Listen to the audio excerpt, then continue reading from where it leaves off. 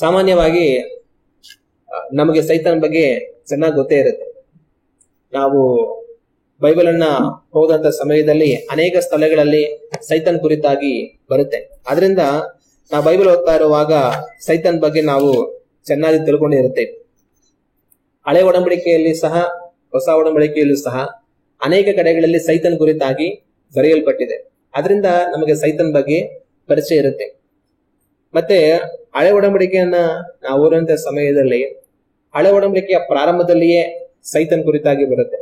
ದೇವರು ಆಕಾಶವನ್ನು, ಭೂಮಿಯನ್ನು, ಸಕಲವನ್ನು ಎಲ್ಲವನ್ನು ಉಂಟು ಮಾಡ್ತಾರೆ. ಏದೇನ್ ತೋಟದಲ್ಲಿ ಅವ್ರನ್ನ ಮನುಷ್ಯರನ್ನ ಇಟ್ಟಿರ್ತಾರೆ. ಸೈತಾನ್ ಬಂದು ಸರ್ಪದ ಮುಖಾಂತರ ಅವರನ್ನ ವಂಚಿಸ್ತಾನೆ ಅನ್ನೋದನ್ನ ನಾವು ನೋಡ್ತೀವಿ. ಆಗ ಹಳೆ ಒಡಂಬಡಿಕೆ ನಾವು ಓದೋದಕ್ಕೆ ಪ್ರಾರಂಭ ಮಾಡಿದ್ರು ಕೂಡ ಅಲ್ಲೂ ಪ್ರಾರಂಭದಲ್ಲೇ ಸೈತಾನ್ ಕುರಿತಾಗಿ ಬರುತ್ತೆ. ಒಂದು ವೇಳೆ ನಾವು ಹೊಸ ಒಡಂಬಡಿಕೆ ಓದಿದ್ರು ಕೂಡ ಹೊಸ ಒಡಂಬಡಿಕೆಯಲ್ಲೂ ಕೂಡ ಪ್ರಾರಂಭದಲ್ಲಿಯೇ ಸೈತಾನ್ ಕುರಿತಾಗಿ ಬರುತ್ತೆ. ಅಂದ್ರೆ ನಮ್ಮ ಕರ್ತನಾದ ಯೇಸು ಕ್ರಿಸ್ತನು ಅವ್ರ ಉಪವಾಸದಿಂದ ಅರಣ್ಯದಲ್ಲಿರುವಂತಹ ಸಮಯದಲ್ಲಿ ಸೈತಾನ್ ಬಂದು 3 ಸರಿ ಅವ್ರನ್ನ ಶೋಧಿಸ್ತಾನೆ. ಅದರಿಂದ ಹೊಸ ಒಡಂಬಡಿಕೆಯಲ್ಲೂ ಸಹ ಪ್ರಾರಂಭದಲ್ಲಿಯೇ ಸೈತಾನ್ ಕುರಿತಾಗಿ ಬರುತ್ತೆ. ನಾವು ಹಳೆ ಒಡಂಬಡಿಕೆ ಓದಿದ್ರು ಹೊಸ ಒಡಂಬಡಿಕೆ ಓದಿದ್ರು ಕೂಡ ಪ್ರಾರಂಭದಲ್ಲೇ ಅವನ ಬಗ್ಗೆ ಬರೋದ್ರಿಂದ ನಮಗೆ ಸೈತಾನ್ ಬಗ್ಗೆ ತಿಳಿದಿರುತ್ತೆ. ಮತ್ತೆ ಇಲ್ಲಿ ಮಾತ್ರ ಅಲ್ದರ ಇನ್ನೂ ಬೇರೆ ಸ್ಥಳಗಳಲ್ಲೂ ಕೂಡ ಸೈತಾನ್ ಕುರಿತಾಗಿ ಬರೆಯಲ್ಪಟ್ಟಿದೆ. ಯೋಬನ ಜೀವಿತದಲ್ಲಿ ನಾವು ನೋಡುವಾಗ ಯೋಬನ ಪುಸ್ತಕದಲ್ಲಿ ಸೈತಾನು ದೇವರ ಸನ್ನಿಧಿಗೆ ಹೋಗಿ ಯೋಬನನ್ನ ಶೋಧನೆ ಮಾಡೋದಕ್ಕೆ ಅಪ್ಪಣೆ ಪಡ್ಕೊಂಡು ಬಂದು ಯೋಬನಿಗಿರುವುದಂತ ಎಲ್ಲವನ್ನೂ ಹಾಳು ಮಾಡುವಂತದನ್ನ ದೇವರ ವಾಕ್ಯದಲ್ಲಿ ನಾವು ಕಾಣ್ತೇವೆ. ಇನ್ನು ಪ್ರಕಟಣೆ ಪುಸ್ತಕವನ್ನು ನಾವು ನೋಡುವಾಗ ಪ್ರಕಟಣೆ ಪುಸ್ತಕದಲ್ಲಿ ಅನೇಕ ಸ್ಥಳಗಳಲ್ಲಿ ಸೈತಾನ್ ಕುರಿತಾಗಿ ಅಲ್ಲಲ್ಲಿ ಕಾರ್ಯಗಳು ಬರುವಂತದನ್ನ ನಾವು ಓದಿ ನೋಡೋದಕ್ಕೆ ಸಾಧ್ಯ. ಈ ರೀತಿ ಬೈಬಲ್ ಪೂರ್ತಿ ಅಲ್ಲಲ್ಲಿ ಸೈತಾನ್ ಕುರಿತಾಗಿ ಇರುವಂತದನ್ನ ನಾವು ಕಾಣ್ತೇವೆ. ಅದರಿಂದ ಸೈತಾನ್ ಬಗ್ಗೆ ನಾವು ಹೆಚ್ಚಾಗಿ ಹೇಳ್ಬೇಕಾದ್ರೆ ಅಗತ್ಯ ಏನಿಲ್ಲ. ಸೈತಾನ್ ಬಗ್ಗೆ ನಮಗೆ ತಿಳಿದೇ ಇರುತ್ತೆ. ನಾವು ದೇವರ ವಾಕ್ಯವನ್ನ ನೋಡುವಂತ ಸಮಯದಲ್ಲಿ ದೇವರೇನ್ ಮಾಡ್ತಾರೆ, ಈ ಆಕಾಶವನ್ನ, ಭೂಮಿಯನ್ನ, ಸಮುದ್ರವನ್ನ, ಸಕಲವನ್ನ ದೇವರು ಉಂಟು ಮಾಡ್ತಾರೆ. ಎಲ್ಲಾ ಉಂಟು ಮಾಡಿ ಕಡೆಗೆ ದೇವರು ಮನುಷ್ಯನನ್ನ ತನ್ನ ಸ್ವರೂಪದಲ್ಲಿ ಉಂಟು ಮಾಡ್ತಾರೆ. ಉಂಟು ಮಾಡಿ ಏದೇನ್ ತೋಟದಲ್ಲಿ ಅವರನ್ನ ದೇವರು ಇಟ್ಟು ಎಲ್ಲವನ್ನ ಆಳ್ವಿಕೆ ಮಾಡಿ ಅಂತ ಹೇಳಿ ಅವ್ರನ್ನ ಇಡ್ತಾರೆ. ಎಲ್ಲಾ ಚೆನ್ನಾಗಿರುತ್ತೆ ನೋಡುವಾಗ. ಆದ್ರೆ ಇವುಗಳ ಮಧ್ಯದಲ್ಲಿ ಆಶ್ಚರ್ಯಕರವಾದ ಒಂದು ವ್ಯಕ್ತಿ ಕಾಣಿಸ್ಕೊಳ್ತಾನೆ. ಆ ವ್ಯಕ್ತಿನೇ ಯಾರು ಅಂತಂದ್ರೆ ಸೈತಾನ್. ದೇವರು ಎಲ್ಲವನ್ನು ಉಂಟು ಮಾಡಿದ್ರು. ಆಕಾಶವನ್ನು, ಭೂಮಿಯನ್ನು, ಸಮುದ್ರವನ್ನು, ಮನುಷ್ಯರನ್ನು, ಎಲ್ಲಾ ಮೃಗ ಜಂತುಗಳನ್ನು ಎಲ್ಲವನ್ನು ಉಂಟು ಮಾಡಿದ್ರು. ಆದ್ರೆ ಇಲ್ಲೆಲ್ಲೂ ಕೂಡ ಸೈತಾನ್ನ ದೇವರು ಉಂಟು ಮಾಡಿದ್ರು ಅಂತ ಇಲ್ಲ. ಸೈತಾನ್ನ ದೇವರು ಉಂಟು ಮಾಡಿದ್ರು ಅಂತ ಇಲ್ಲೆಲ್ಲೂ ಕೂಡ ಬರೋದಿಲ್ಲ. ಆದ್ರೆ ಸೈತಾನ್ ಏನ್ ಮಾಡ್ತಾನೆ, ಅಲ್ಲಿ ಪ್ರತ್ಯಕ್ಷ ಆಗ್ತಾನೆ. ಆ ಏದೆನ್ ತೋಟದ ಒಳಗಡೆಗೆ ಸರ್ಪದ ಮುಖಾಂತರ ಸೈತಾನ್ ಬರ್ತಾನೆ. ಆಗ ಸೈತಾನ್ ಯಾವಾಗ ಉಂಟಾದ ಅಂತಂದ್ರೆ ಸೈತಾನು ಮನುಷ್ಯರು ಉಂಟಾಗೋದಕ್ಕಿಂತ ಮೊದಲೇ ಉಂಟಾಗಿದ್ದಾನೆ. ಮನುಷ್ಯರು ಬರೋದಕ್ಕಿಂತ ಮೊದಲೇ ದೇವರು ಈ ಆಕಾಶವನ್ನು, ಭೂಮಿಯನ್ನು, ಸಕಲವನ್ನು ಉಂಟು ಮಾಡೋದಕ್ಕಿಂತ ಮುಂಚಿನಿಂದಲೇ ಸೈತಾನು ಇದ್ದಾನೆ ಅನ್ನೋದನ್ನ ಅದರಿಂದ ನಾವು ತಿಳ್ಕೊಳ್ಬಹುದು. ಒಂದು ವೇಳೆ ಈ ಆಕಾಶ, ಭೂಮಿ, ಮನುಷ್ಯರನ್ನೆಲ್ಲ ಉಂಟು ಮಾಡುವಾಗ ಸೈತಾನ ಉಂಟು ಮಾಡಿದ್ರೆ ದೇವರು ಅದನ್ನೆಲ್ಲ ಬರೆದಿರೋರು, ಸೈತಾನು ಕೂಡ ನಾನು ಉಂಟು ಮಾಡಿದ್ದೀನಿ ಅಂತ ಅನ್ಬಿಟ್ಟು. ಆದ್ರೆ ಅದು ಅಲ್ಲಿ ಬರೆಯಲ್ಪಡಲ್ಲ. ಆದ್ರೆ ಸೈತಾನ್ ಅಲ್ಲಿಗೆ ಬರ್ತಾನೆ. ಆಗ ಅವನಲ್ಲಿ ಬರ್ತಾನೆ ಅಂತಂದ್ರೆ ಇದೆಲ್ಲ ಉಂಟಾಗೋದಕ್ಕಿಂತ ಮುಂಚೆನೆ ಅವನು ಯಾವಾಗ್ಲೂ ಇದ್ದಾನೆ. ಅಂದ್ರೆ ಸೈತಾನ್ ಯಾವಾಗ ಉಂಟು ಮಾಡಲ್ಪಟ್ಟ ಅಂತಂದ್ರೆ ಮನುಷ್ಯರು ಈ ಸೃಷ್ಟಿಯೆಲ್ಲ ಉಂಟು ಮಾಡೋದಕ್ಕಿಂತ ಮೊದಲೇ ಸೈತಾನನನ್ನ ದೇವರು ಸೃಷ್ಟಿ ಮಾಡಿದ್ರು. ಇದಕ್ಕಿಂತ ಮುಂಚೆನೆ ಅವನು ಇದ್ದ ಅನ್ನೋದನ್ನ ನಾವು ತಿಳ್ಕೊಳ್ಬಹುದು. ಅದರಿಂದಾನೇ ಅವನೇನ್ ಮಾಡ್ತಾನೆ, ಅಲ್ಲಿ ಹಠಾತ್ ಆಗಿ ಬರುವಂತದನ್ನ ದೇವರ ವಾಕ್ಯದಲ್ಲಿ ನಾವು ಕಾಣ್ತೇವೆ. ಕರ್ತನಾದ ಯೇಸು ಕ್ರಿಸ್ತನು ಅವರು ಸೇವೆ ಮಾಡ್ತಾ ಇರುವಂತಹ ಸಮಯಗಳಲ್ಲಿ ಎಷ್ಟೋ ಕಡೆಗಳಲ್ಲಿ ದೆವ್ವದಿಂದ ಹಿಡಿಯಲ್ಪಟ್ಟಂತವ್ರನ್ನ ಬಿಡುಗಡೆಗೊಳಿಸುವಂತದನ್ನ ನಾವು ಕಾಣ್ತೇವೆ.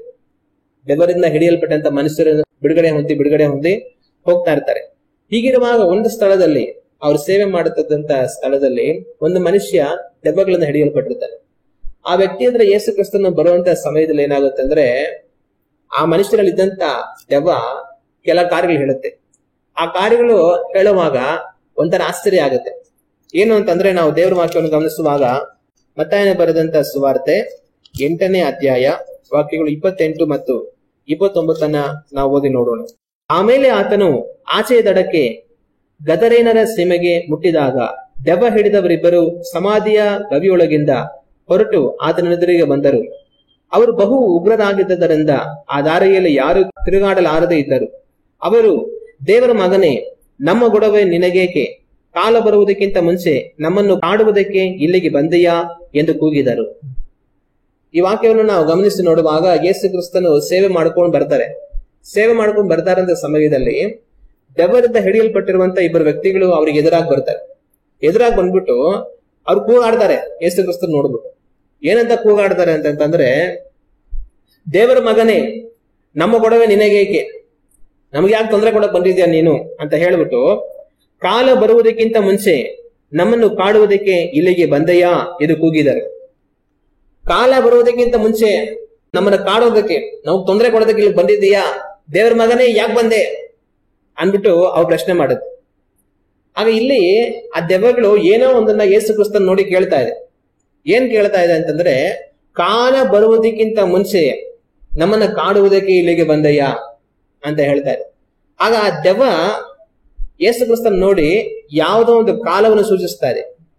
ಯಾವುದೋ ಒಂದು ಕಾಲವನ್ನು ಸೂಚಿಸಿ ಕಾಲ ಬರುವುದಕ್ಕಿಂತ ಮುಂಚೆ ಕಾಡುವುದಕ್ಕೆ ಬಂದಯ್ಯ ಅಂತ ಹೇಳ್ತಾ ಇದೆ. ಹಾಗಂದ್ರೆ ಆ ದೆವ್ವ ಹೇಳ್ತಾರೆ ಕಾಲ ಯಾವುದು? ಈ ಮಾತಲ್ಲಿ ಏನ್ ಅರ್ಥ ಆಗುತ್ತೆ ಅಂತಂದ್ರೆ, ದೆವ್ವ ಹೇಳ್ತಾ ಇರೋದು, ನೀನು ನಮ್ಮನ್ನ ಕಾಡೋದಕ್ಕೆ, ನೀನು ನಮ್ಮನ್ನ ತೊಂದರೆ ಕೊಡೋದಕ್ಕೆ ಒಂದು ಕಾಲ ಇದೆ, ಆ ಕಾಲ ಇನ್ನೂ ಬಂದಿಲ್ಲ. ಆ ಕಾಲ ಬರೋಕ್ಕಿಂತ ಮುಂಚೆನೇ ನೀನ್ ಯಾಕೆ ಬಂದಿದ್ಯಾ ನಮ್ಗೆ ತೊಂದರೆ ಕೊಡೋದಕ್ಕೆ, ನಮ್ಮನ್ನ ಸ್ವಲ್ಪ ಫ್ರೀಯಾಗಿ ಬಿಟ್ಟಿದ್ದಿಲ್ಲ ಇರಿ ಅಂತ ಅನ್ಬಿಟ್ಟು. ಆದ್ರೆ ಫ್ರೀಯಾಗಿ ಬಿಟ್ಬಿಟ್ಟು ಬಂದ್ಬಿಟ್ಟಿದ್ಯಾ ತೊಂದರೆ ಕೊಡೋದಕ್ಕೆ, ಯಾಕೆ ಬಂದೆ ನೀನು, ಸುಮ್ನೆ ಬಿಟ್ಬಿಟ್ಟು ನಮ್ಮನ್ನ, ಇನ್ನ ಟೈಮ್ ಬಂದಿಲ್ವಲ್ಲ ಅಂತ ಅದು ಪ್ರಶ್ನೆ ಮಾಡ್ತಾ ಇದೆ. ಆಗ ಈ ದೆವ್ವಗಳು ಯೇಸು ಕ್ರಿಸ್ತನನ್ನ ನೋಡಿ ಹೇಳ್ತಾರೆ, ಆ ಕಾಲ ಯಾವುದು, ಇದಕ್ಕೆ ಅರ್ಥ ಏನು? ಒಂದು ನಾವು ನೋಡ್ತೇವೆ, ದೇವರ ಆಕಾಶ ಭೂಮಿ ಮನುಷ್ಯರು ಎಲ್ಲವನ್ನೂ ಸೃಷ್ಟಿ ಮಾಡಿದ್ರು, ಸೈತಾನ ಅಲ್ಲಿ ಸೃಷ್ಟಿ ಮಾಡಿಲ್ಲ, ಆದ್ರೆ ಅವನಲ್ಲಿ ಬಂದ. ಅಂದ್ರೆ ಅರ್ಥ ಏನು? ಅದಕ್ಕಿಂತ ಮೊದಲೇ ಅವನು ಸೃಷ್ಟಿ ಮಾಡಲ್ಪಟ್ಟಿದ್ದಾನೆ, ಅದಕ್ಕಿಂತ ಮೊದಲೇ ಸೈತಾನು ಇದ್ದಾನೆ. ಮತ್ತೆ ಇಲ್ಲಿ ದೆವ್ವಗಳು ಯೇಸು ಕ್ರಿಸ್ತನ್ ನೋಡಿ ಹೇಳುತ್ತೆ, ಒಂದು ಕಾಲ ಇದೆ ನಮ್ಮನ್ನು ದಂಡಿಸೋದಕ್ಕೆ, ಅದಕ್ಕೆ ಮುಂಚೆ ನೀನ್ ಯಾಕೆ ಬಂದೆ ನಮ್ಮನ್ನು ದಂಡಿಸೋದಕ್ಕೆ, ನಮ್ಗೆ ತೊಂದರೆ ಕೊಡ್ಬೇಡ ಅಂತ ಹೇಳ್ತಾರೆ. ಆಗ ಅವನು ಮನುಷ್ಯರ ಸೃಷ್ಟಿಗಿಂತ ಮೊದಲೇ ಸೈತಾನ್ ಇದ್ದಾನೆ, ಆದ್ರೆ ಇಲ್ಲಿ ಯಾವುದೋ ಒಂದು ಕಾಲ ಇದೆ ಅಂತ ಈ ದೆವ್ವಗಳು ಹೇಳ್ತಾ ಇರೋದನ್ನ ನಾವು ಕಾಣ್ತೇವೆ. ಆಗ ಈ ಸೈತಾನ್ ಯಾವಾಗ ಸೃಷ್ಟಿಯಾದ, ಮತ್ತೆ ದೇವರು ಈ ದೆವ್ವಗಳಿಗೆ ಯಾವಾಗ ಸಮಯ ಕೊಟ್ಟರು ದಂಡನೆ ಮಾಡೋದಕ್ಕೆ, ಇದರ ಹಿಂದೆಗಡೆ ಇರುವಂತ ಅರ್ಥ ಏನು? ಹಂಗಂದ್ರೆ ಅರ್ಥ ಏನಂತಂದ್ರೆ, ದೇವರು ಈ ಸೃಷ್ಟಿಯನ್ನೆಲ್ಲ ಮಾಡೋದಕ್ಕಿಂತ ಮುಂಚೆನೆ ಸೈತಾನ್ನ ಮಾಡಿದ್ದಾರೆ. ಆದ್ರೆ ಅವನೇನ್ ಮಾಡಿದಾನೆ, ಏನೋ ತಪ್ಪು ಮಾಡಿದಾನೆ. ಏನೋ ತಪ್ಪು ಮಾಡಿದ್ರಿಂದ ದೇವ್ರೇನ್ ಮಾಡಿದ್ದಾರೆ, ಅವನಿಗೆ ಶಿಕ್ಷೆ ವಿಧಿಸಿದ್ದಾರೆ. ಆದ್ರೆ ಆ ಶಿಕ್ಷೆಯನ್ನ ವಿಧಿಸೋದಕ್ಕೆ ದೇವ್ರೇನ್ ಮಾಡಿದ್ರು, ಒಂದು ಸಮಯ ಇಟ್ಟಿದ್ದಾರೆ. ಈ ಸಮಯದಲ್ಲಿ ನಾನು ದಂಡಿಸ್ತೀನಿ ಅಂತ ಶಿಕ್ಷೆ ಕೊಟ್ಟು ಬಿಟ್ಬಿಟ್ಟಿದ್ದಾರೆ. ಈಗ ಯೇಸು ಕ್ರಿಸ್ತನ್ ಬಂದಾಗ ಈ ದೆವ್ವಗಳಿಗೆ ಏನಾಯ್ತು, ಸಡನ್ ಆಗಿ ಭಯ ಆಗೋದು, ನಮಗೆ ಶಿಕ್ಷೆ ಕೊಡೋದಕ್ಕೆ ಇನ್ನ ಟೈಮ್ ಇದೆಯಲ್ಲ, ಆದ್ರೆ ದೇವ್ರೇನ್ ಮಾಡ್ತಾರೆ, ಈಗ ಶಿಕ್ಷೆ ಕೊಡ್ತಾ ಇದಾರೆ, ಈಗಲೇ ಬಂದ್ಬಿಟ್ಟಿದ್ದಾರೆ, ನಮ್ಗೆ ಈಗಲೇ ಶಿಕ್ಷೆ ಕೊಡ್ತಾರ ಏನೋ ಅಂತ ಆ ದೆವ್ವಗಳು ಕೂಗಾಡ್ತಾ ಇದ್ರು. ಈ ಸೈತಾನನು ಯಾರು? ಆ ಏದೇನ್ ತೋಟದಲ್ಲಿ ಸೈತಾನ್ ಕಾಣಿಸ್ಕೊಳ್ತಾನೆ. ಆದ್ರೆ ಕಾಣಿಸ್ಕೊಂಡಂತ ಈ ಸೈತಾನನು ಯಾರು ಅಂತಂದ್ರೆ, ಈ ಸೈತಾನ್ ಬಂದು ಒಂದು ದೇವದೂತ, ಆದ್ರೆ ಬಿದ್ದು ಹೋಗಿರುವಂತ ದೇವದೂತ.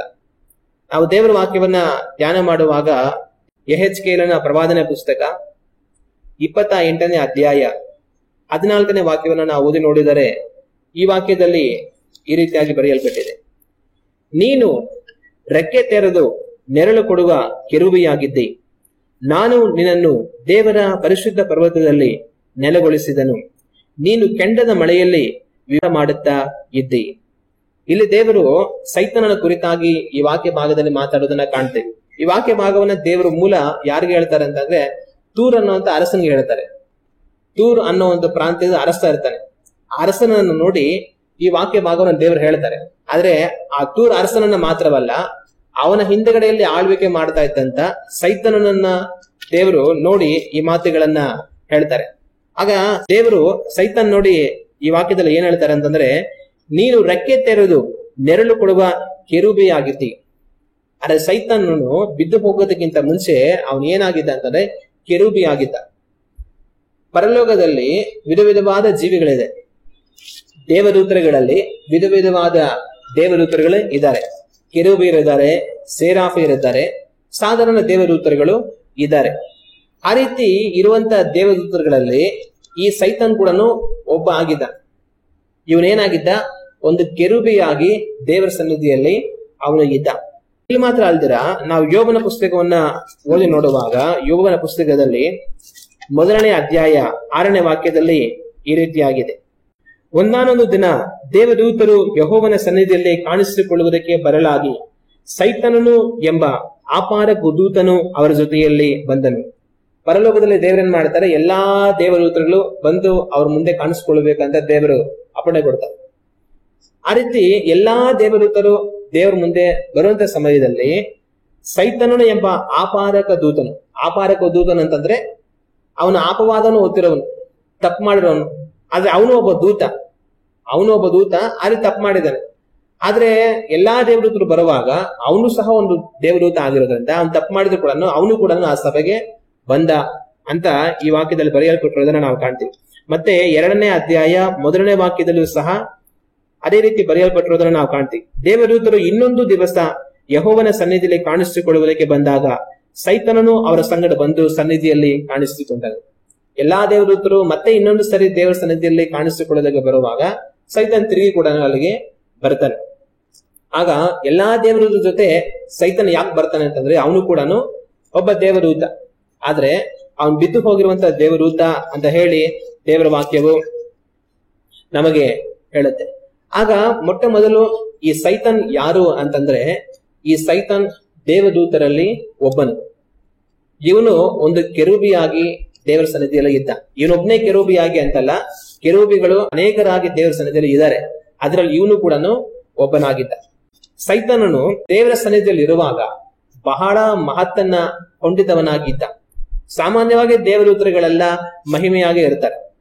ಮನುಷ್ಯರಾಗಿರುವಂತ ನಾವು ಸಾಧಾರಣವಾಗಿದ್ದೇವೆ, ಆದ್ರೆ ದೇವದೂತರು ಆ ರೀತಿಯಾಗಿರೋದಿಲ್ಲ. ಅವ್ರು ಪ್ರಕಾಶಮಾನವಾಗಿ, ಕೆಲವೊಂದ್ಸಲಿ ಅವ್ರು ನೋಡಿದ್ರೆ ಮಹಾ ಭಯ ಉಂಟಾಗುವ ಹಾಗೆ ಪರಾಕ್ರಮಶಾಲಿಗಳಾಗಿ ಅವರು ಇರ್ತಾರೆ. ಈ ಸೈತಾನನು ದೇವರ ಸನ್ನಿಧಿಯಲ್ಲಿ ಇದ್ದಾಗ ಮಹಾ ಮಹಿಮೆ ಉಳ್ಳವನಾಗಿ ಅವನಿಗಿದ್ದ. ನಾವು ಯೆಹೆಜ್ಕೇಲ ಪ್ರವಾದನೆ ಪುಸ್ತಕ 28ನೇ ಅಧ್ಯಾಯ ವಾಕ್ಯಗಳು 12 ಮತ್ತು 13 ನಾವು ಓದಿ ನೋಡೋಣ. ನರಪುತ್ರನೇ, ನೀನು ತೂರಿನ ಅರಸನ ವಿಷಯವಾಗಿ ಶೋಕ ಗೀತವನ್ನೆತ್ತು ಅವನಿಗೆ ಹೀಗೆ ನುಡಿ, ಕರ್ತನಾದ ಯೆಹೋವನು ಇಂತೆನ್ನುತ್ತಾನೆ, ನೀನು ಸರ್ವ ಸುಲಕ್ಷಣ ಶಿರೋಮಣಿ, ಪೂರ್ಣ ಜ್ಞಾನಿ, ಪರಿಪೂರ್ಣ ಸುಂದರ. ದೇವರ ಉದ್ಯಾನವನವಾದ ಏದೇನಿನಲ್ಲಿ ನೀನಿದ್ದಿ. ಮಾಣಿಕ್ಯ, ಪುಷ್ಯರಾಗ, ಪಚ್ಚೆ, ಪೀತರತ್ನ, ಬೇರುಲ್ಲ, ವೈಡೂರ್ಯ, ನೀಲ ಕೆಂಪರಲು, ಸ್ಫಟಿಕ ಈ ನವರತ್ನಗಳಿಂದ ಭೂಷಿತವಾಗಿದ್ದೆ. ನಿನ್ನಲ್ಲಿನ ಈ ರತ್ನಗಳ ಗೂಡುಗಳು ಮನೆಗಳು ಸುವರ್ಣ ರಚಿತವಾಗಿದ್ದವು, ನಿನ್ನ ಸೃಷ್ಟಿಯ ದಿನದಲ್ಲಿ ಸಿದ್ಧವಾದವು. ಇಲ್ಲಿ ದೇವರು ಹೇಳುವಂತ ಮಾತೇನಂತಂದ್ರೆ ಸೈತಾನನ ಅವರು ಸೂಚಿಸುತ್ತಾ ಅವ್ರು ಹೇಳೋ ಮಾತು ಬಂದ್ಬಿಟ್ಟು ನೀನು ಸರ್ವ ಸುಲಕ್ಷಣ ಶಿರೋಮಣಿಯಾಗಿದ್ದಿ ಅಂತ ಸೈತಾನ್ ಬಗ್ಗೆ ದೇವರು ಹೇಳ್ತಾರೆ. ಪೂರ್ಣ ಜ್ಞಾನಿಯಾಗಿದ್ದಿ ಅಂತ ಹೇಳ್ತಾರೆ. ಪರಿಪೂರ್ಣ ಸುಂದರನಾಗಿದ್ದಿ, ದೇವರ ಉದ್ಯಾನವಾದ ಏದೇನಿನಲ್ಲಿ ನೀನಿದ್ದಿ ಅಂತ ಹೇಳಿ ನವರತ್ನಗಳು 9 ವಿಧವಾದ ರತ್ನಗಳು ಅವುಗಳನ್ನ ನೀನು ಭೂಷಿತನಾಗಿದ್ದಿ ಅಂತ ಇಲ್ಲಿ ದೇವರು ಹೇಳ್ತಾರೆ. ಮತ್ತೆ ಯೆಶಾಯನ ಬರೆದಂತ ಪ್ರವಾದನೆ ಪುಸ್ತಕ 14ನೇ ಅಧ್ಯಾಯ 12ನೇ ವಾಕ್ಯವನ್ನು ನಾವು ಓದುವಾಗ ಅಲ್ಲೂ ಕೂಡ ಸೈತಾನನನ್ನು ಸೂಚಿಸಿ ದೇವರು ಮಾತನಾಡುವಂಥದ್ದನ್ನು ನಾವು ಕಾಣ್ತೇವೆ. ಆಹಾ, ಉದಯ ನಕ್ಷತ್ರವೇ, ಬೆಳ್ಳಿಯೇ, ಆಕಾಶದಿಂದ ಹೇಗೆ ಬಿದ್ದಿ. ಇಲ್ಲಿ ಸೈತಾನನನ್ನು ಸೂಚಿಸಿ ದೇವರು ಹೇಳುವಂತ ಮಾತೇನಂದ್ರೆ ಉದಯ ನಕ್ಷತ್ರವೇ, ಬೆಳ್ಳಿಯೇ ಅಂತ ಹೇಳ್ತಾರೆ. ಹಂಗಂದ್ರೆ ಸೈತಾನನು ಕೆರೂಬಿಯಾಗಿ ದೇವರ ಸನ್ನಿಧಿಯಲ್ಲಿ ಇದ್ದಾಗ ತಾನು ಯಾವ ರೀತಿ ಇದ್ದ ಅಂತಂತಂದ್ರೆ ಮಹಾ ಮಹಿಮೆಯನ್ನ ಧರಿಸಿದವನಾಗಿದ್ದ. ದೇವರು ಏರಳವಾದ ಮಹಿಮೆಯನ್ನ ತನಗೆ ಕೊಟ್ಟಿದ್ರು. ಉದಯ ನಕ್ಷತ್ರವಾಗಿ ತಾನಿದ್ದ, ಬೆಳ್ಳಿಯಾಗಿ ತಾನಿದ್ದ, 9 ವಿಧವಾದ ರತ್ನಗಳಿಂದ ಭೂಷಿತವಾದವನಾಗಿ ತಾನಿದ್ದ, ಪರಿಪೂರ್ಣ ಸುಂದರನು, ಪೂರ್ಣ ಜ್ಞಾನವಂತನಾಗಿ ಅವನಿಗಿದ್ದ. ಈ ರೀತಿಯಾಗಿ ಮಹಿಮೆಯಾಗಿ ದೇವರೇನ್ ಮಾಡಿದ್ರು, ಸೈತಾನನನ್ನ ಉಂಟು ಮಾಡಿದ್ರು. ಒಂದು ಕೆರೂಬಿಯಾಗಿ ತನ್ನನ್ನ ಉಂಟು ಮಾಡಿದ್ರು. ಬೇರೆ ಎಲ್ಲ ದೇವದೂತರುಗಳು ಕೂಡ ತರತರವಾಗಿ ದೇವರು ಉಂಟು ಮಾಡಿದ್ದಾರೆ. ವಿಧ ವಿಧವಾದ ಮಹಿಮೆಗಳಿಂದ ದೇವದೂತರುಗಳನ್ನ ದೇವರು ಉಂಟು ಮಾಡಿದ್ದಾರೆ. ಸೈತಾನನ್ನು ಕೂಡ ಒಂಥರ ಉಂಟು ಮಾಡಿದ್ರು. ಆದ್ರೆ ಈ ರೀತಿ ತಾನು ದೇವರ ಸನ್ನಿಧಿಯಲ್ಲಿ ಇರುವಾಗ ಏನಾಗುತ್ತೆ ಅಂತಂತಂದ್ರೆ ತನ್ನಲ್ಲಿ ಗರ್ವ ಬಂದ್ಬಿಡುತ್ತೆ. ಸೈತಾನನಿಗೆ ಗರ್ವ ಬಂದ್ಬಿಡುತ್ತೆ. ಏನ್ ಗರ್ವ ಬರುತ್ತೆ ಅಂತಂದ್ರೆ ನಾನು ಎಷ್ಟು ಜ್ಞಾನ ಉಳ್ಳವನಾಗಿದ್ದೇನೆ, ಎಷ್ಟು ಮಹಿಮೆ ಉಳ್ಳವನಾಗಿದ್ದೇನೆ, ಎಷ್ಟು ಪರಾಕ್ರಮ ಉಳ್ಳವನಾಗಿದ್ದೇನೆ. ಆಗ ಈ ರೀತಿಯಾಗೆಲ್ಲ ನಾನು ಇದೀನಲ್ವಾ, ನಾನು ದೇವರನ್ನ ಆರಾಧನೆ ಮಾಡ್ತಾ ಇದ್ದೀನಿ. ನಾನು ನನ್ನ ಜೊತೆ ಸೇರಿ ಎಷ್ಟೋ ದೇವದೂತರು, ನಾವೆಲ್ಲರೂ ದೇವರನ್ನ ಆರಾಧನೆ ಮಾಡ್ತಾ ಇದ್ದೀವಿ. ಆದ್ರೆ ನಾನು ಎಷ್ಟೋ ಮಹಿಮೆ ಉಳ್ಳವನಾಗಿದ್ದೀನಿ. ನಾನು ಎಷ್ಟೋ ಮಹಿಮೆ ಉಳ್ಳವನಾಗಿ ನಾನು ಯಾಕೆ ದೇವರನ್ನ ಆರಾಧನೆ ಮಾಡಬೇಕು? ಆದ್ರೆ ನಾನೇ ದೇವರಾಗ್ಬಿಡ್ತೀನಿ, ನನ್ನನ್ನ ಎಲ್ಲಾರು ಆರಾಧನೆ ಮಾಡ್ಲಿ ಅನ್ನೋವಂತ ಒಂದು ಭಾವನೆ ತನಗೆ ಬಂದ್ಬಿಡುತ್ತೆ. ದೇವರು ತನಗೆ ಅಧಿಕವಾದ ಮಹಿಮೆಯನ್ನ ಕೊಟ್ಟು ತನ್ನನ್ನು ಉಂಟು ಮಾಡಿದ್ರಿಂದ ಸೈತನಲ್ಲಿ ಯಾವ ತರ ಒಂದು ಕೆಟ್ಟ ಆಲೋಚನೆ, ಒಂದು ಗರ್ವ ಬಂದ್ಬಿಡುತ್ತೆ ಅಂತಂದ್ರೆ ನಾನೇ ದೇವರಾಗ್ಬೇಕು ಅನ್ನೋಂತ ಒಂದು ಭಾವನೆ ಸೈತನಲ್ಲಿ ಬಂದು ಬಿಡುತ್ತೆ. ಅದನ್ನು ಕೂಡ ದೇವರಲ್ಲಿ ಬರೆದಿದ್ದಾರೆ.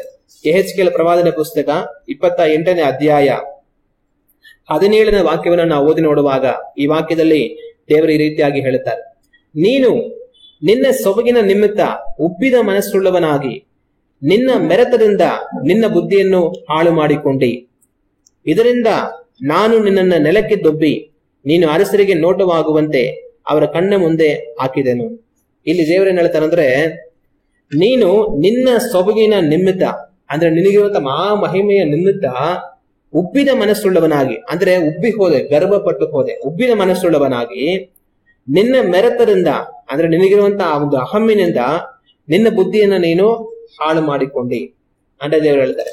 ಮತ್ತೆ ಅವನು ಯಾವ ರೀತಿ ಹಾಳು ಮಾಡ್ಕೊಂಡ ಇನ್ನ ಅನ್ನೋದನ್ನ ಯೆಶಾಯ ಪ್ರವಾದನ ಪುಸ್ತಕ 14ನೇ ಅಧ್ಯಾಯ 13ನೇ ವಾಕ್ಯದಿಂದ ನಾವು ಓದಿ ನೋಡುವಾಗ ಈ ರೀತಿಯಾಗಿದೆ, ನೀನು ನಿನ್ನ ಮನಸ್ಸಿನಲ್ಲಿ ನಾನು ಆಕಾಶಕ್ಕೆ ಹತ್ತಿ ಉತ್ತರ ದಿಕ್ಕಿನ ಕಟ್ಟ ಕಡೆ ಇರುವ ಸುರಗಣ ಪರ್ವತದಲ್ಲಿ ನನ್ನ ಸಿಂಹಾಸನವನ್ನು ದೇವರ ನಕ್ಷತ್ರಗಳಿಗಿಂತ ಮೇಲೆ ಏರಿಸಿ ಆಸೀನನಾಗುವೆನು.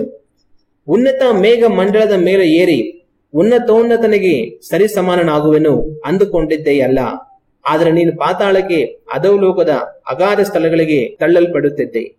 ಇಲ್ಲಿ ದೇವರು ಸೈತನನ್ನು ಕುರಿತಾಗಿ ಮಾತನಾಡುತ್ತಾ ಏನ್ ಹೇಳ್ತಾರೆ ಅಂದ್ರೆ, ಅವನು ಯಾವ ರೀತಿ ಅಂದ್ಕೊಳ್ತಾನೆ ಸೈತನು ಅಂತಂದ್ರೆ, ನೀನು ನಿನ್ನ ಮನಸ್ಸಿನಲ್ಲಿ ನಾನು ಆಕಾಶಕ್ಕೆ ಹತ್ತಿ ಉತ್ತರ ದಿಕ್ಕಿನ ಕಡೆಯಲ್ಲಿರುವ ಸುರಗಣ ಪರ್ವತದಲ್ಲಿ ನನ್ನ ಸಿಂಹಾಸನವನ್ನು ದೇವರ ನಕ್ಷತ್ರಗಳಿಗಿಂತ ಮೇಲೆ ಏರಿಸಿ ಸಿಂಹಾಸನವಾಗುವೆನು ಅಂತ ಮನಸ್ಸಲ್ಲಿ ನಾನು ಅನ್ಕೊಂಡೆ. ಉನ್ನತ ಮೇಘ ಮಂಡಳದ ಮೇಲೆ ಏರಿ ಉನ್ನತೋನ್ನತನಿಗೆ ಸರಿಸಮಾನವಾಗುವೆನು ಅಂದುಕೊಂಡಿದ್ದೆಯಲ್ಲ. ಅರೆ ಸೈತನ್ ಏನ್ ಯೋಚನೆ ಮಾಡ್ಬಿಟ್ಟ ಅಂದ್ರೆ, ತನಗಿರುವಂತಹ ಒಂದು ಮಹಾ ಮಹಿಮೆಯನ್ನು ನೋಡಿ ಉಬ್ಬಿ ಹೋಗಿ ಗರ್ವಪಟ್ಟು ಹೋಗಿ, ನನಗಿಷ್ಟೊಂದು ಮಹಿಮೆ ಇರುವಾಗ ನಾನು ಯಾಕೆ ದೇವರನ್ನ ಆರಾಧನೆ ಮಾಡಬೇಕು? ನನ್ನನ್ನೇ ದೇವರುತ್ರಲ್ಲ, ನೀನ್ ದೇವರು ಅಂತ ನನ್ನನ್ನೇ ಆರಾಧನೆ ಮಾಡಿದ್ರೆ ಹೆಂಗಿರುತ್ತೆ? ನಾನೇ ದೇವರಾಗ್ಬಿಡ್ತೇನೆ, ಸರ್ವಶಕ್ತನಿಗೆ ನಾನು ಸಮಾನನಾಗ್ಬಿಡ್ತೇನೆ ಅಂತ ಮನಸ್ಸಲ್ಲಿ ಸೈತನ್ ಅನ್ಕೊಳ್ಬಿಡ್ತಾನೆ. ಆಗ ದೇವರನ್ನ ಮಾಡ್ತಾರೆ, ಸೈತನ್ನ ಪರಲೋಕಗಳಿಂದ ತಳ್ಳು ಬಿಡ್ತಾರೆ. ಅವನು ಪರಲೋಕದಿಂದ ತಳ್ಳಲ್ಪಟ್ಟು ಬಿದ್ದು ಹೋಗ್ತಾನೆ. ಆಗ ಈ ರೀತಿ ಮಹಾಮಹಿಮೆಯಲ್ಲಿದ್ದಂತ ಸೈತನ್ ಬಿದ್ದು ಹೋಗೋದಕ್ಕೆ ಕಾರಣ ಏನಂತಂದ್ರೆ, ತನ್ನಲ್ಲಿ ಕಂಡು ಬಂದಂತ ಗರ್ವ. ಅದೇ ರೀತಿಯಾಗಿ ನಾನು ನೀವು ಯಾವತ್ತೂ ಸಹ ಗರ್ವಕ್ಕೆ ನಮ್ಮಲ್ಲಿ ಅವಕಾಶ ಕೊಡ್ಲೇಬಾರದು. ಸೈತಾನ್ಗೆ ದೇವರು ಹೇರಳವಾದ ಮಹಿಮೆ ಕೊಟ್ಟಿದ್ರು. ಆ ಹೇರಳವಾದ ಮಹಿಮೆಯನ್ನು ಕಂಡು ಗರ್ವಪಟ್ಟು ಹೋದ. ನಾನೇ ದೇವರಾಗ್ತೀನಿ ಅನ್ನೋ ತರ ಆಲೋಚನೆಗೆ ಅವನ್ ಬಂದ್ಬಿಟ್ಟ. ದೇವರು ಅವ್ರನ್ನ ತಳ್ಳಿಬಿಟ್ರು. ಇವತ್ತು ದೇವರು ನಮ್ಮನ್ನು ನಿಮ್ಮನ್ನು ದೇವರ ಆಶೀರ್ವಾದ ಮಾಡಿ ಕೃಪೆಯನ್ನು ಅನುಗ್ರಹಿಸಿ ನಮ್ಮನ್ನ ಮೇಲೆತ್ತಿ ನಮ್ಗೆ ಏನೇ ಒಳ್ಳೇದ್ ಮಾಡ್ಬೋದು.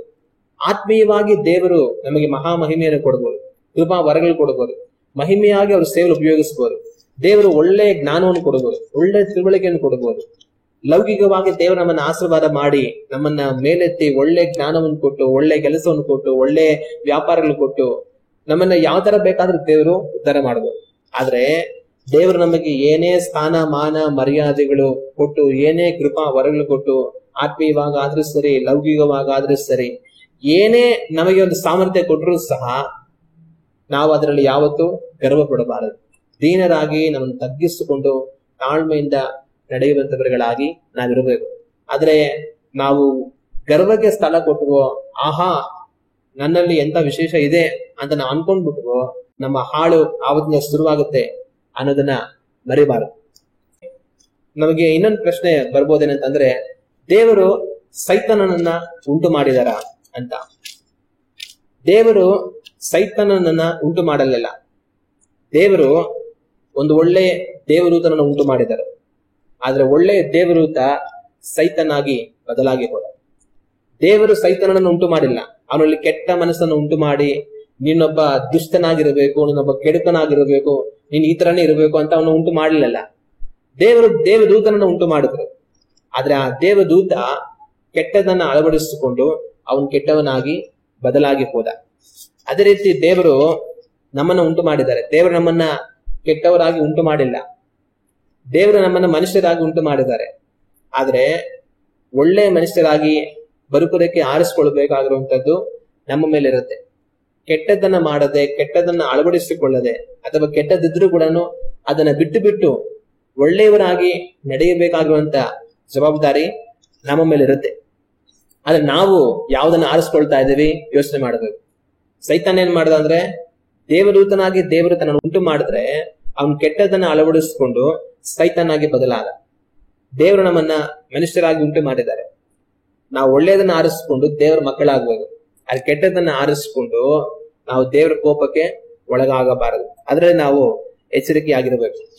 ಸೈತಾನ ಗರ್ವಪಟ್ಟು ಪಾಪವನ್ನು ಮಾಡದ ದೇವರ ಸೈತಾನನನ್ನ ನಾವು ಸನ್ನಿಧಿಯಿಂದ ತಳ್ಳಿಬಿಟ್ರು. ಆದ್ರೆ ಸೈತಾನನು ದೇವರ ಸನ್ನಿಧಿಯಲ್ಲಿ ಇದ್ನಲ್ಲ, ಪರಲೋಕದಲ್ಲಿ ದೇವರ ಸಿಂಹಾಸನ ಮುಂದುಗಡೆಯಲ್ಲಿ ದೇವರ ಸನ್ನಿಧಿಯಲ್ಲಿ ಇದ್ನಲ್ಲ, ದೇವರ ಸನ್ನಿಧಿಯಲ್ಲಿ ಇದ್ದುಕೊಂಡು ಅವನ್ ಪಾಪ ಮಾಡೋದಕ್ಕೆ ಸಾಧ್ಯವಾ? ನಾವಾದ್ರೂ ಮನುಷ್ಯರು ಭೂಮಿಯಲ್ಲಿದ್ದೇವೆ, ನಾವು ಏನೋ ಪಾಪ ಮಾಡ್ಬಿಟ್ವಿ ಮನುಷ್ಯರು. ಆದ್ರೆ ಸೈತಾನು ದೇವರ ಸಿಂಹಾಸನದ ಬಳಿಯಲ್ಲಿದ್ದ, ದೇವರ ಮುಂದೆಗಡೆಯಲ್ಲಿದ್ದ, ದೇವರ ಸನ್ನಿಧಿಯಲ್ಲಿದ್ದ. ಅಲ್ಲಿದ್ದುಕೊಂಡು ಸೈತಾನ್ ಯಾವ ರೀತಿ ಪಾಪ ಮಾಡೋದಕ್ಕೆ ಸಾಧ್ಯ? ಅವನ್ ಯಾವ ರೀತಿ ಗರ್ವ ಪಡೋದಕ್ಕೆ ಸಾಧ್ಯ? ಕಣ್ಮುಂದೆ ದೇವರು ಅಲ್ಲೇ ಇದ್ರಲ್ಲ ಯಾವಾಗ್ಲೂ, ಅಲ್ಲಿ ಪಾಪ ಮಾಡೋದಕ್ಕೆ ಅವಕಾಶ ಇದೆಯಾ ಅನ್ನೋ ತರ ಒಂದ್ ಪ್ರಶ್ನೆ ಬರ್ಬೋದು. ಆಗ ಏನಕ್ಕೆ ಸೈತಾನ ಅಲ್ಲಿದ್ದುಕೊಂಡು ಸಹ, ಅಂತ ಮಹಿಮೆಯಾದ ಸ್ಥಳದಲ್ಲಿ ಇದ್ದುಕೊಂಡು ಸಹ ಗರ್ವಪಟ್ಟು ಪಾಪ ಮಾಡೋದಕ್ಕೆ ಅವಕಾಶ ಆಯ್ತು ಅಂತಂತಂದ್ರೆ, ದೇವರು ದೇವದೂತರುಗಳನ್ನ ಒಂದು ರೋಬೋಟ್ ರೀತಿಯಲ್ಲಿ ಉಂಟು ಮಾಡಿಲ್ಲ. ಅಂತಂತಂದ್ರೆ ದೇವರು ನಿಮ್ ಮುಂದೆ ಹೋಗಿ ಅಂತಂದ್ರೆ ಅವ್ರ ಮುಂದೆ ಹೋಗೋದು, ಹಿಂದೆ ಬಾ ಅಂದ್ರೆ ಅವ್ರ ಹಿಂದೆ ಬರೋದು, ಆ ರೀತಿ ರೋಬೋಟ್ ತರ ದೇವರು ಉಂಟು ಮಾಡಿಲ್ಲ. ಆದ್ರೆ ದೇವದೂತರುಗಳನ್ನ ದೇವರು ಯಾವ ತರ ಉಂಟು ಮಾಡಿದ್ದಾರೆ ಅಂತಂದ್ರೆ, ಅವರಿಗೆ ಪೂರ್ಣ ಸ್ವತಂತ್ರವನ್ನು ಕೊಟ್ಟು ದೇವದೂತರನ್ನ ಉಂಟು ಮಾಡಿದ್ದಾರೆ. ಇವತ್ತು ನಾವೇ ಆಗಿರಬಹುದು, ನಮ್ಮನ್ನ ದೇವರು ಯಾವ ರೀತಿ ಉಂಟು ಮಾಡಿದ್ದಾರೆ ಅಂದ್ರೆ, ನಮಗೆ ನಮ್ಮ ಪೂರ್ಣ ಸ್ವತಂತ್ರವನ್ನು ಕೊಟ್ಟು ದೇವರು ಉಂಟು ಮಾಡಿದ್ದಾರೆ. ನಮ್ಮನ್ನ ದೇವರು ಬೊಂಬೆಗಳಾಗಿ ಉಂಟು ಮಾಡಿಲ್ಲ. ನಮಗೆ ಪೂರ್ಣ ಸ್ವತಂತ್ರ ಕೊಟ್ಟು ನಮ್ಮನ್ನ ದೇವರು ಉಂಟು ಮಾಡಿದ್ದಾರೆ. ನಮಗೆ ದೇವರನ್ನ ಆರಿಸಿಕೊಂಡು ದೇವರಿಗೋಸ್ಕರ ನಾನು ಬದುಕಬೇಕು, ಪರಿಶುದ್ಧನಾಗಿ ಬದುಕಬೇಕು, ದೇವರ ವಾಕ್ಯ ಪ್ರಕಾರ ಬದುಕಬೇಕು ಅಂತ ತೀರ್ಮಾನ ಮಾಡಿ ಆತರ ಬದುಕೋದಕ್ಕೂ ನಮ್ಗೆ ಅವಕಾಶ ಇದೆ. ಆದ್ರೆ ದೇವರನ್ನ ವಿರೋಧಿಸಿ ದೇವರಿಗೆ ವಿರುದ್ಧವಾಗಿ ತಿರುಗಿಬೇಕು, ದೇವರು ಹೇಳೋ ಮಾತು ನಾನೇನಕ್ಕೆ ಕೇಳಬೇಕು, ನಾನು ಯಾಕೆ ಪರಿಶುದ್ಧನಾಗಿ ಬದುಕಬೇಕು, ನಾನು ಯಾಕೆ ಇದೇ ತರನೇ ಬದುಕಬೇಕು, ನನ್ನಿಷ್ಟ, ನಾನು ಹೆಂಗ್ ಬೇಕಾದ್ರೂ ಬದುಕ್ತೀನಿ ಅಂತ ಕೆಟ್ಟವರಾಗಿ ಬದುಕೋಕ್ಕೂ ಕೂಡ ನಮಗೆ ಅವಕಾಶ ಇದೆ. ಆದ್ರೆ ನಾವು ಏನನ್ನ ಆರಿಸ್ಕೊಂಡು ನಾವು ಯಾವ ತರ ಬದುಕ್ತೀವಿ ಅದ್ರ ಮೇಲೆ ನಮಗೆ ತೀರ್ಪಾಗುತ್ತೆ ಕಡೆಯಲ್ಲಿ.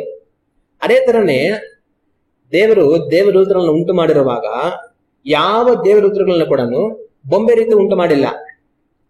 ಆದ್ರೆ ಎಲ್ಲಾ ದೇವದೂತರುಗಳಿಗೂ ಅವರ ಪೂರ್ಣ ಸ್ವಂತ ಇಷ್ಟವನ್ನ ನೆರವೇರಿಸುವ ರೀತಿಯಲ್ಲಿ ಅವರನ್ನ ಉಂಟು ಮಾಡಿದ್ದಾರೆ. ಆಗ ಇವಾಗ ಮನುಷ್ಯರಾಗಿರುವಂತ ನಮಗೆ ಏನ್ ಬೇಕಾದ್ರೆ ನಾವು ಆರಿಸ್ಕೊಳ್ಬಹುದು. ದೇವರ ಇಷ್ಟದಂತ ನಾವು ಬದುಕ್ಬೋದಾ? ನಾವು ಆರಿಸ್ಕೊಂಡು ಹಂಗೆ ಬದುಕ್ಬೋದು. ದೇವ್ರ ವಿರುದ್ಧವಾಗಿ ನಾವು ಬದುಕ್ತೀನಿ ಅನ್ಕೊಂಡು ಆರಿಸ್ಕೊಂಡು ಬದುಕ್ಬೋದಾ? ಹಂಗೆ ನಾವು ಬದುಕ್ಬೋದು. ನಮಗೆ ಪೂರ್ಣ ಸ್ವತಂತ್ರ ಇದೆ. ಇದೇ ತರನೇ ದೇವದೂತರಿಗಳಿಗೂ ಕೂಡ ಪೂರ್ಣ ಸ್ವತಂತ್ರ ಇದೆ. ಅವ್ರು ಪರಲೋಕದಲ್ಲಿ ದೇವ್ರ ಮುಂದೆ ಸೃಷ್ಟಿ ಮಾಡಿ ಇಡಲ್ಪಟ್ಟಿದ್ದಾರೆ ಅಂದಿದ್ ಮಾತ್ರಕ್ಕೆ ಅವ್ರು ಯಾರು ಬೊಂಬೆಗಳಲ್ಲ. ಆದ್ರೆ ಅವರೆಲ್ಲರಿಗೂ ಪೂರ್ಣ ಸ್ವತಂತ್ರ ಇದೆ. ಅಂದ್ರೆ ಅವರು ದೇವರನ್ನ ಸೇವಿಸೋದಕ್ಕೂ ದೇವರಿಗೆ ವಿರುದ್ಧವಾಗಿ ತಿರುಗಿ ಬೀಳೋದಕ್ಕೂ ಅವ್ರಿಗೆ ಪೂರ್ಣ ಸ್ವತಂತ್ರ ಕೊಟ್ಟು ಮನುಷ್ಯರ ರೀತಿಯಲ್ಲಿ ದೇವದೂತರನ್ನ ಉಂಟು ಮಾಡೋರು. ಆದ್ರೆ ಮನುಷ್ಯರನ್ನ ಸಾಧಾರಣ ವ್ಯಕ್ತಿಗಳಾಗಿ ಭೂಮಿಯಲ್ಲಿ ಉಂಟು ಮಾಡಿ ದೇವರಿಟ್ರು. ದೇವದೂತರನ್ನ ಮಹಾ ಮಹಿಮೆಯುಳ್ಳವರಾಗಿ ಅವರ ಸನ್ನಿಧಿಯಲ್ಲಿ ದೇವರು ಉಂಟು ಮಾಡಿ ಇಟ್ಕೊಂಡಿದ್ದಾರೆ. ಆಗ ಸೈತನು ಅಲ್ಲಿ ಗರ್ವಪಟ್ಟು ಅಲ್ಲಿಂದ ದೇವರಿಂದ ತಳ್ಳಲ್ಪಟ್ಟು ಹೋಗ್ತಾನೆ. ಆಗ ಅಲ್ಲಿ ಅವನು ಗರ್ವಪಟ್ಟು ದೇವರ ಸನ್ನಿಧಿಯಲ್ಲಿ ಅವನು ಗರ್ವಪಟ್ಟು ಪಾಪ ಮಾಡೋದಕ್ಕೆ ಕಾರಣ ಏನು ಅಂತಂತಂದ್ರೆ, ದೇವರಲ್ಲಿ ಪೂರ್ಣ ಸ್ವತಂತ್ರವನ್ನ ಕೊಟ್ಟಿದ್ದಾರೆ. ಪರಲೋಕದಲ್ಲಿ ಇರಬಹುದು, ಆದ್ರೆ ಪರಲೋಕದಲ್ಲಿ ಇದ್ದುಕೊಂಡು ನೀನು ಒಳ್ಳೆಯದನ್ನ ಆರಿಸ್ಕೊಂಡು ನನ್ನನ್ನ ಸೇವಿಸ್ತೀಯಾ ಅಥವಾ ನನಗೆ ತಿರುಗಿ ಬಿದ್ದು ನೀನು ಹೋಗ್ತೀಯಾ? ಅದು ನಿನ್ನ ಕೈಯಿಲ್ಲದೆ. ನೀನು ಏನ್ ಬೇಕಾದ್ರೂ ಮಾಡ್ಬೋದು. ಅನ್ನುವಂತ ಪೂರ್ಣ ಸ್ವತಂತ್ರವನ್ನ ದೇವದೂತರುಗಳಿಗೆ ದೇವರು ಕೊಟ್ಟಿದ್ದಾರೆ. ಮನುಷ್ಯರಿಗೂ ಕೊಟ್ಟಿದ್ದಾರೆ, ದೇವದೂತರುಗಳು ಕೂಡ ಕೊಟ್ಟಿದ್ದಾರೆ. ಅರೆ ಈ ಸೈತಾನ್ ಏನ್ ಮಾಡ್ದ, ತನ್ನ ಕೊಡಲ್ಪಟ್ಟಿರುವಂತ ಆ ಸ್ವತಂತ್ರವನ್ನ ದೇವರನ್ನೇ ಸೇವಿಸೋದಕ್ಕೆ ಉಪಯೋಗಿಸಲಿಲ್ಲ. ಆದ್ರೆ ಈ ಸೈತಾನ್ ಏನ್ ಮಾಡ್ದ, ದೇವರ ಒಳಗಾಗಿದ್ದು ಒಂದು ಒಳ್ಳೆ ಕೆರೂಬಿಯಾಗಿ ಇರಿದರ ತನಗಿರುವಂತ ಮಹಾಮಹಿಮೆಯನ್ನು ನೋಡಿ, ಇಷ್ಟೊಂದು ಮಹಿಮೆ ನನಗಿದೆಯಲ್ಲ, ನಾನ್ ದೇವರನ್ನ ಯಾಕೆ ಸೇವಿಸ್ಬೇಕು, ನಾನೇ ದೇವರಾಗ್ಬಿಡ್ತೇನೆ, ನನ್ನನ್ನೇ ಆರಾಧನೆ ಮಾಡ್ಲಿ ಅಂತ ಅನ್ಕೊಂಡು ದೇವರ ಸ್ಥಾನಕ್ಕೆ ಹೋಗ್ಬೇಕು ಅಂತ ಕೆಟ್ಟ ಆಲೋಚನೆ ಮಾಡ್ಬಿಟ್ಟ. ಆದ್ರೆ ಅದು ಯಾವಾಗ ದೇವ್ರಿಗೆ ತಿಳಿದು ಬಂತೋ, ದೇವರನ್ನ ಮಾಡ್ತಾರೆ, ಅವನನ್ನ ಪರಲೋಕದಿಂದ ತಳ್ಳಿಬಿಡ್ತಾರೆ. ಈ ರೀತಿ ಅವನ ಪರಲೋಕದಲ್ಲಿ ಇದ್ದುಕೊಂಡು ತನಗೆ ಪೂರ್ಣ ಸ್ವತಂತ್ರ ಇದ್ದಿದ್ರಿಂದ ಅವನ ಪಾಪವನ್ನ ಅಲ್ಲಿ ಮಾಡ್ದ. ನನ್ನನ್ನು ನಿಮ್ಮನ್ನು ದೇವರು ಈ ಲೋಕದಲ್ಲಿ ಇಟ್ಟಿದ್ದಾರೆ, ನಮಗೂ ಕೂಡ ಪೂರ್ಣ ಸ್ವತಂತ್ರವನ್ನ ದೇವ್ರು ಕೊಟ್ಟಿದ್ದಾರೆ. ದೇವರನ್ನ ಬೈಯೋದಕ್ಕೂ ಸ್ವತಂತ್ರ ಕೊಟ್ಟಿದ್ದಾರೆ, ದೇವರನ್ನ ಸ್ತುತಿಸೋದಕ್ಕೂ ಸ್ವತಂತ್ರ ಕೊಟ್ಟಿದ್ದಾರೆ. ಆದ್ರೆ ನಾವೇನನ್ನು ಆರಿಸ್ಕೊಳ್ತೇವೆ ಅದು ನಮಗೆ ಸೇರಿದೆ. ದೇವರಿಗೆ ಭಯಪಟ್ಟು ದೇವರಿಗೆ ಒಳಗಾಗಿ ನಾವು ಈ ಲೋಕದಲ್ಲಿ ಜೀವಿಸ್ತೀವ, ಒಂದು ದಿನ ದೇವ್ರ ಜೊತೆ ಸದಾಕಾಲ ಇರ್ತೀವಿ. ಆದ್ರೆ ಸೈತಾನ್ ರೀತಿ ದೇವರು ನಮ್ಗೆ ಕೊಟ್ಟಿರುವಂತ ಸ್ವತಂತ್ರವನ್ನ ದೇವ್ರ ವಿರುದ್ಧವಾಗಿ ತಿರುಗಿ ಬಿದ್ದು ದೇವರನ್ನ ದೂಷಿಸಿ ಪಾಪ ಮಾಡಿ ಇಷ್ಟ ಬಂದಂಗ್ ಬದುಕೋದಕ್ಕೆ ನಮ್ಮನ್ನ ಒಪ್ಪಿಸ್ಕೊಟ್ರೆ, ಒಂದಿನ ಸೈತಾನ್ ಎಲ್ಲಿ ಹೋಗಿ ಬೀಳ್ತಾನೋ ನಾವು ಕೂಡ ಅಲ್ಲಿ ಹೋಗಿ ಬೀಳ್ಬೇಕಾದ ಪರಿಸ್ಥಿತಿ ಬರುತ್ತೆ. ಯೇಸು ಕ್ರಿಸ್ತನ ನ್ಯಾಯ ತೀರ್ಪು ಮಾಡುವಾಗ ಅವ್ರು ಹೇಳಿದ ಮಾತೇನಂತಂದ್ರೆ, ಪಿಶಾಚನಿಗೂ ಅವನ ದೂತರಿಗೂ ಸಿದ್ಧವಾಗಿರುವಂತ ಬೆಂಕಿ ಕೆರೆಗೆ ಹೋಗಿರಿ ಅಂತ ಯೇಸು ಕ್ರಿಸ್ತನು ದುಷ್ಟರನ್ನ ಕಳುಹಿಸುವುದನ್ನ ನಾವು ಕಾಣ್ತೀವಿ. ಆಗ ಬೆಂಕಿಯ ಕೆರೆ ಯಾರಿಗೋಸ್ಕರ ಮಾಡಲ್ಪಟ್ಟಿದೆ? ಪಿಶಾಚನಿಗೂ ಅವನ ದೂತರಿಗೂ ಮಾಡಲ್ಪಟ್ಟಿದೆ. ಅವನಂತೆ ಇರುವಂತ ಸ್ವತಂತ್ರವನ್ನ ದೇವರನ್ನ ಸೇವಿಸೋದಕ್ಕೋಸ್ಕರ ಉಪಯೋಗಿಸ್ತದೆ. ಪಾಪ ಮಾಡಿ ಬದುಕಿ ಇಷ್ಟ ಬಂದಾಗ ಜೀವಿಸೋದಕ್ಕೆ ಒಪ್ಪಿಸ್ಕೊಟ್ರೆ ಕೊನೆಗೆ ಅವನು ಎಲ್ಲಿ ಹೋಗ್ತಾನೆ? ಬೆಂಕಿಯ ಕೆರೆಗೆ ಹೋಗ್ತಾನೆ. ಅವನಂತೆ ಬದುಕುವಂತವರೆಲ್ಲರೂ ಕೂಡ ಬೆಂಕಿಯ ಕೆರೆಗೆ ಹೋಗ್ಬೇಕಾಗಿರೋ ಪರಿಸ್ಥಿತಿ ಬರುತ್ತೆ. ಅದರಿಂದ ದೇವರು ನಮಗೆ ಸ್ವತಂತ್ರ ಕೊಟ್ಟಿರುವಂತ ಸ್ವತಂತ್ರವನ್ನ ದೇವರನ್ನ ಸೇವಿಸುವುದಕ್ಕಾಗಿ ನಾವು ಉಪಯೋಗಿಸೋಣ. ದೇವರಿಗೆ ವಿರುದ್ಧವಾಗಿ ಬದುಕಿ ಪಾಪವನ್ನ ಮಾಡಿ ನಾಶವಾಗುವುದಕ್ಕೆ ನಾವು ಕಾರಣವಾಗದಂತೆ ಎಚ್ಚರಿಕೆ ಆಗಿರ್ಬೇಕಾಗಿರುವಂತದ್ದು ಬಹಳ ಮುಖ್ಯ. ಇವತ್ತು ನಾವು ಯಾವ ರೀತಿ ಜೀವಿಸ್ತಾ ಇದ್ದೀವಿ ನಾವು ಯೋಚನೆ ಮಾಡಿ ನೋಡೋಣ. ಪರಿಶುದ್ಧನಾಗಿ ದೇವರನ್ನ ಪ್ರೀತಿಸಿ ದೇವ್ರಿಗೆ ಒಪ್ಪಿಸಿಕೊಟ್ಟು ನಾವು ಬದುಕ್ತಾ ಇದ್ದೀವಾ, ಅಥವಾ ದೇವರನ್ನ ಹುಡುಕದೆ ದೇವರ ಮೇಲೆ ಭಯವಿಲ್ಲದೆ ಭಕ್ತಿ ಇಲ್ಲದೆ ಪಾಪದಲ್ಲಿ ನಾವು ಬದುಕ್ತಾ ಇದ್ದೀವಾ? ಯೋಚನೆ ಮಾಡಿ ನೋಡೋಣ. ನಮ್ಮ ಅಂತ್ಯಸ್ಥಿತಿ ಹೀನವಾಗಿ ಹೋಗ್ಬಿಡುತ್ತೆ. ಆತರ ಆಗದ ಹಾಗೆ ಮನೆ ತಿರುಗೋದಕ್ಕೆ ನಮ್ಮನ್ನು ನಾವು ಒಪ್ಪಿಸಿಕೊಟ್ಟು ದೇವರನ್ನ ನಾವು ಸೇವಿಸೋಣ. ದೇವರು ಮನುಷ್ಯರಾಗಿ ನಮ್ಮನ್ನು ಉಂಟು ಮಾಡಿ ನಾವು ದುಷ್ಟರಾಗ್ತೀವೋ ನೀತಿವಂತರಾಗ್ತೀವೋ ಅದನ್ನ ಆರಿಸ್ಕೊಳ್ಳುವಂತ ಸ್ವತಂತ್ರವನ್ನ ದೇವರು ನಮಗೆ ಕೊಟ್ಟಿದ್ದಾರೆ. ನಾವು ಏನನ್ನ ಬಿತ್ತುತ್ತೀವೋ ಅದನ್ನ ನಾವು ಪಡಿತೀವಿ. ಒಳ್ಳೇದನ್ನ ಬಿತ್ತಿದ್ರೆ ನಿತ್ಯ ಜೀವನ ಪಡೆದು ದೇವರ ಜೊತೆ ಇರ್ತೇವೆ. ಕೆಟ್ಟದನ್ನ ಬಿತ್ತಿದ್ರೆ ಸೈತಾನ್ ರೀತಿಯಲ್ಲಿ ಬೆಂಕಿ ಕೆರೆಯಲ್ಲಿ ಇರ್ತೇವೆ.